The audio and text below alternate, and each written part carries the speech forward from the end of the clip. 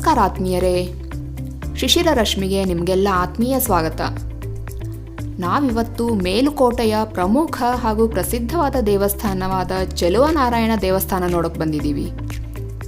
ಇಲ್ಲಿನ ಚೆಲುವನಾರಾಯಣ ಹೆಸರಿಗೆ ಅನ್ವರ್ಥ ಅನ್ನೋ ಹಾಗೆ ಬಹಳ ಸುಂದರವಾದ ಮನಮೋಹಕವಾದ ರೂಪವನ್ನು ಹೊಂದಿರೋ ದೇವರು. ಈ ದೇವರನ್ನ ನೋಡ್ತಿದ್ರೆ ನೋಡ್ತಾನೇ ಇರಬೇಕು ಅನ್ಸುತ್ತೆ. ನಾವು ಸುಮಾರು 5-6 ವರ್ಷಗಳ ನಂತರ ಮೇಲ್ಕೋಟೆಗೆ ಬಂದಿದ್ದೀವಿ. ಬನ್ನಿ ಆತ್ಮೀಯರೇ, ಚೆಲುವನಾರಾಯಣನ ದರ್ಶನ ಮಾಡ್ತಾ ಈ ದೇವಸ್ಥಾನದ ವಿಶೇಷತೆಗಳ ಬಗ್ಗೆ ತಿಳ್ಕೊಳ್ಳೋಣ. ಈ ದೇವಸ್ಥಾನ ಈಗ ಕರ್ನಾಟಕ ಸರ್ಕಾರದ ಮುಜರಾಯಿ ಇಲಾಖೆಯ ಆಡಳಿತಕ್ಕೆ ಒಳಪಟ್ಟಿದೆ. ಇಲ್ಲಿ ಫೋಟೋಗ್ರಫಿ ಹಾಗೂ ವಿಡಿಯೋಗ್ರಫಿ ಮಾಡೋದನ್ನ ನಿಷೇಧಿಸಲಾಗಿದೆ. ಆದ್ದರಿಂದ ನಾವು ದೇವಸ್ಥಾನದ ಹೊರಭಾಗದಲ್ಲಿ ಮಾತ್ರ ವಿಡಿಯೋ ಮಾಡ್ತಿದ್ದೀವಿ. ಮೇಲುಕೋಟೆ ಭವ್ಯ ಪುರಾಣವನ್ನ ಇತಿಹಾಸವನ್ನ ಹೊಂದಿರೋ ಕ್ಷೇತ್ರ. ಇಲ್ಲಿನ ಚೆಲುವನಾರಾಯಣ ವಿಗ್ರಹ ಕೃತಯುಗದಲ್ಲೇ ಅಸ್ತಿತ್ವದಲ್ಲಿತ್ತು ಅಂತ ನಮಗೆ ಪುರಾಣಗಳಿಂದ ತಿಳಿದು ಬರುತ್ತೆ. ಆಗ ಇದು ನಾರಾಯಣಾದ್ರಿ ಆಗಿತ್ತು. ಒಮ್ಮೆ ಬ್ರಹ್ಮ ತನ್ನ ನಿತ್ಯ ಪೂಜೆಗಾಗಿ ನಾರಾಯಣನ ಅರ್ಚನೆ ಮಾಡೋ ವಿಗ್ರಹ ಬೇಕು ಅಂತ ಕೇಳಿದಾಗ ವಿಷ್ಣು ತನ್ನ ಸುಂದರವಾದ ನಾರಾಯಣ ಮೂರ್ತಿಯನ್ನ ಬ್ರಹ್ಮನಿಗೆ ಕೊಡ್ತಾನೆ.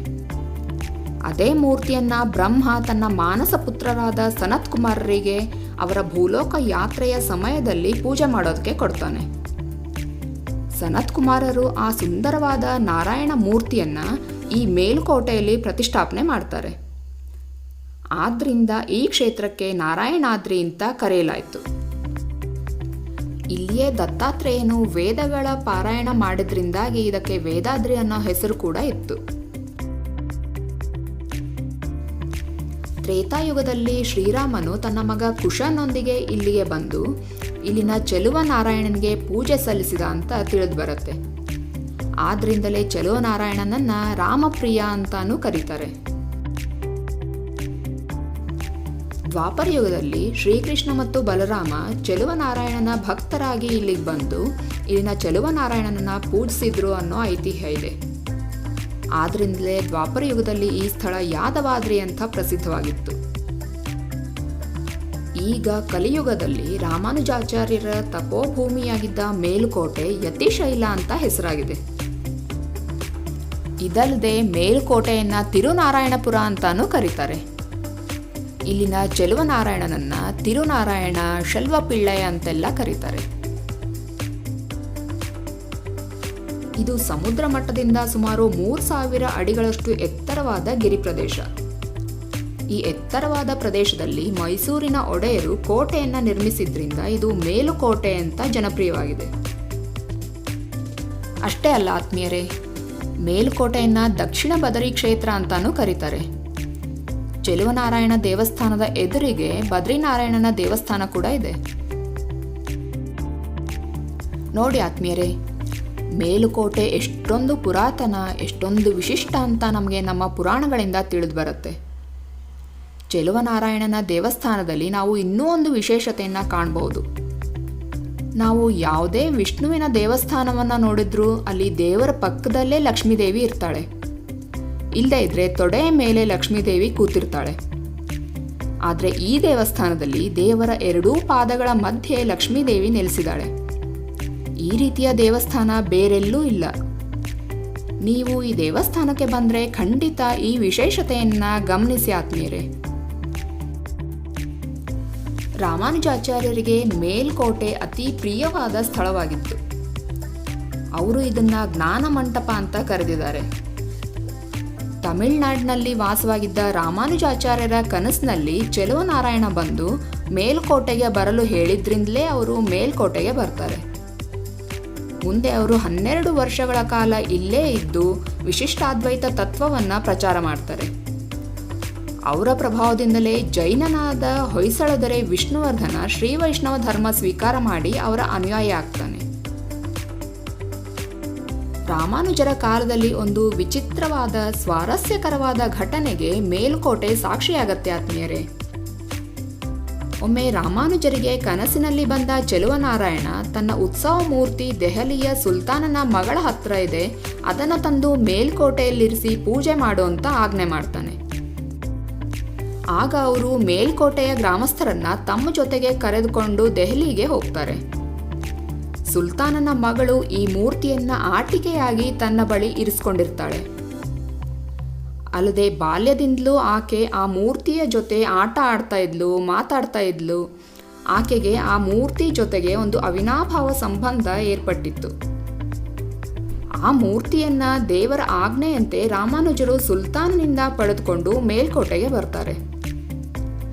ಆದರೆ ಮೂರ್ತಿಯನ್ನ ಬಿಟ್ಟಿರಲಾಗದ ಸುಲ್ತಾನನ ಮಗಳು ಬೇಬಿ ನಾಚ್ಯಾರ್ ಅದನ್ನ ಹಿಂಬಾಲಿಸ್ಕೊಂಡು ಮೇಲ್ಕೋಟೆಗೆ ಬಂದು ಅಲ್ಲಿಯೇ ಪ್ರಾಣ ಬಿಡ್ತಾಳೆ. ಮೇಲ್ಕೋಟೆಯಲ್ಲಿ ಈಗಲೂ ಕೂಡ ಈಕೆಯ ಒಂದು ದೇವಸ್ಥಾನ ಇದೆ ಅಂತ ಹೇಳ್ತಾರೆ. ಚೆಲುವನಾರಾಯಣ ದೇವಸ್ಥಾನದಲ್ಲಿ ಚೆಲುವನಾರಾಯಣನ ಮೂಲ ಮೂರ್ತಿಯ ಜೊತೆಗೆ ಉತ್ಸವ ಮೂರ್ತಿ, ಲಕ್ಷ್ಮೀದೇವಿಯ ಒಂದು ಪುಟ್ಟ ದೇವಸ್ಥಾನ ಕೂಡ ಇದೆ.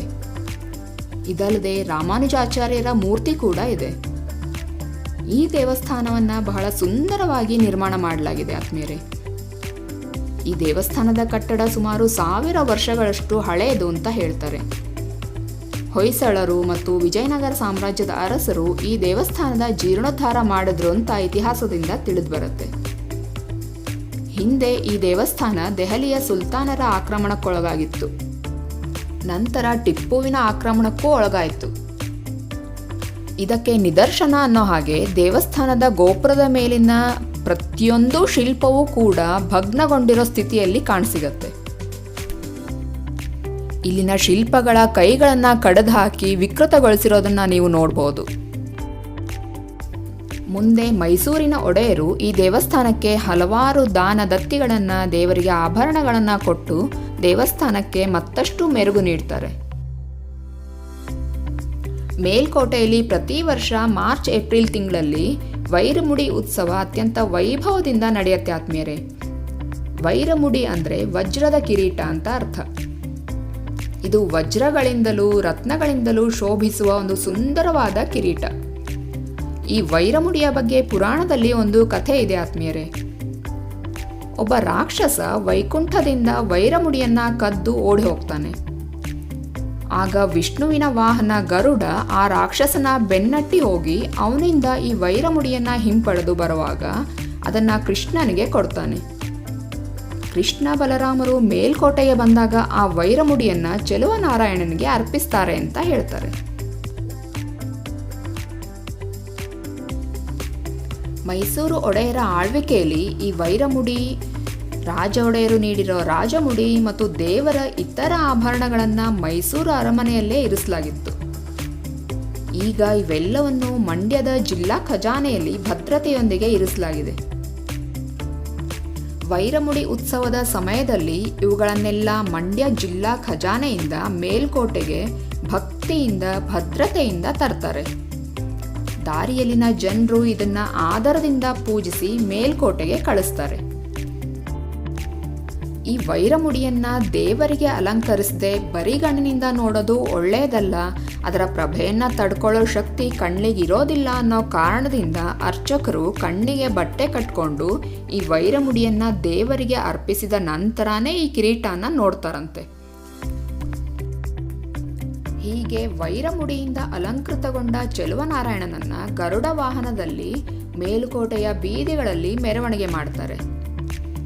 ಸಾಮಾನ್ಯವಾಗಿ ಸಂಜೆ 7 ಗಂಟೆಗೆ ಪ್ರಾರಂಭವಾಗೋ ವೈರಮುಡಿ ಉತ್ಸವ ಹೆಚ್ಚು ಕಡಿಮೆ ಮಧ್ಯರಾತ್ರಿವರೆಗೂ ನಡೆಯುತ್ತೆ. ಈ ಉತ್ಸವದ ಸಂದರ್ಭದಲ್ಲಿ ಮೇಲ್ಕೋಟೆ ಭೂವೈಕುಂಠದಂತೆ ಕಂಗೊಳಿಸ್ತಾ ಇರುತ್ತೆ. ಪ್ರತಿ ವರ್ಷ ಸುಮಾರು 4 ಲಕ್ಷ ಜನ ಈ ಉತ್ಸವದಲ್ಲಿ ಭಾಗಿಯಾಗ್ತಾರೆ. ಉತ್ಸವದ ನಂತರ ದೇವರಿಗೆ ರಾಜಮುಡಿಯನ್ನ ತೊಡಿಸ್ತಾರೆ. ನೋಡಿದ್ರಲ್ಲ ಆತ್ಮೀಯರೇ, ಕೃತಯುಗದಿಂದಲೂ ಅಸ್ತಿತ್ವದಲ್ಲಿರೋ ಈ ಚೆಲುವನಾರಾಯಣನ ವಿಶಿಷ್ಟತೆಗಳ ಬಗ್ಗೆ ಕೇಳಿದ್ರೆ ನಿಜಕ್ಕೂ ಅದ್ಭುತ ಅನಿಸುತ್ತೆ.